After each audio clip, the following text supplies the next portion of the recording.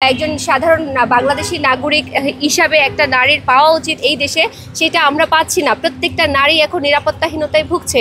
এই নিরাপত্তাহীনতার ভোগার যে কারণ, সেই কারণটা হচ্ছে এখনকার ইন্টারিয়াম গভর্নমেন্ট। মানে আসলে 24-এর পরে 25-এ এসে আমাদের আসিয়ার ঘটনা, তারপর হচ্ছে আমাদের জুলাই গণঅভ্যুত্থানে একজন শহীদ হয়েছে বাবা, তার সন্তান গণধর্ষণের শিকার হওয়া, তার বাবার কবর জিয়ারত করার সময় তাকে গণধর্ষণের শিকার হতে হয়েছে। তারপরে এই মেয়েটাকেও গণধর্ষণের শিকার হতে হয়েছে। আমরা কিন্তু কেউ জানি না, কখন জানতে পেরেছি যখন এই মেয়েটা নিজেকে সারভাইভ করতে পারতেছে না, বিষ পান করতে গিয়েছে, তখন একে একে করে সামনে এসেছে মেয়েটার সাথে আসলে কি ঘটনা ঘটেছিল। এখন আমার কথা হচ্ছে, আমরা হেনস্থার শিকার হতে হয়, এটা নিয়ে আমরা কতদিন মিছিল মিটিং সমাবেশ করব, কতদিন রাজপথে এসে বিচার চাইবো? এটা আমাদেরকে আর কয়টা দিন করলে, কতদিন করলে এটা স্টপ হবে? এটা বন্ধ হওয়ার রাস্তাটা কোথায়? কোন জায়গায় গেলে, কোন জায়গায় পৌঁছালে আমরা এই নির্যাতন থেকে, নিপীড়ন থেকে আমরা রেহাই পাবো? সেটা আমাকে একটু জানাবেন কাইন্ডলি। আমি সর্বোপরি বলবো যে এই যে নারীরা যে তাদের প্রাপ্য সম্মান পাচ্ছে না, জুলাই গণঅভ্যুত্থানে নারীদের আমরা যে ভূমিকা দেখেছি বা আপনারা দেখেছেন, আপনারাই তো কভার করেছেন, এই আপনারা না থাকলে তো আমরা উঠে আসতাম না, আমাদেরকে কেউ চিনতো না।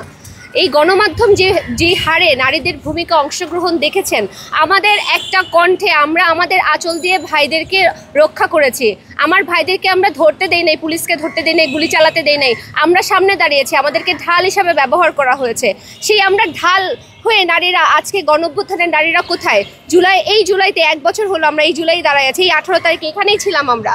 আজকে সেই নারীরা কোথায়? আমার সাথে তো অসংখ্য নারীরা ছিল। আজকে আমি নীলা ইসরাফিল একা কেন দাঁড়িয়ে থাকবো? আমার সাথে আমার সহযোগী, আমার সহযোদ্ধারা কোথায়? তারা হারিয়ে গেল কেন?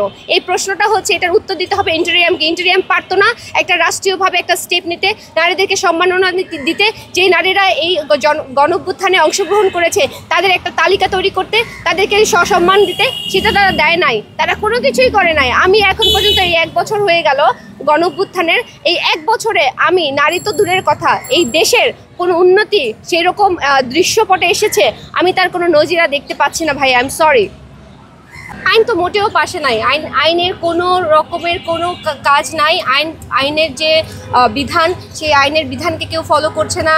আইন তাদের মতো, নিজেদের মতো যে সক্রিয় ভূমিকা পালন করার কথা, তাদের যে দায়িত্ব পালন করার কথা, সেই দায়িত্ব পালনে তারা ব্যর্থ হচ্ছে, বরাবরই ব্যর্থ হচ্ছে।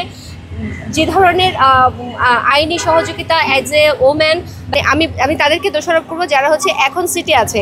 এটা স্বাভাবিক, সরকার যখন সিটে থাকে, যেই সরকারই থাকে, সেই সরকারের উপরে গিয়ে বর্তায় তাদের দেশে যখন বিশৃঙ্খলা, নিরাপত্তাহীনতা যা কিছু ঘটুক, এই সমস্ত কিছু দায়ভার গিয়ে বর্তায় হচ্ছে যে সরকারে আছে। এখন যে সরকারে আছে, ডক্টর ইউনূস সরকারে আছে, ডক্টর ইউনূসের ঘাড়ে গিয়ে এটা বর্তাবে যে এটা তার ব্যর্থতা, সে আমাদের দেশের নারীদেরকে নিরাপত্তা দিতে পারছে না। এখন মানুষ কি ভাবছে না সেটা নিয়ে আমি একেবারে ওয়ারিড না, আমি এটা নিয়ে ভাবি না।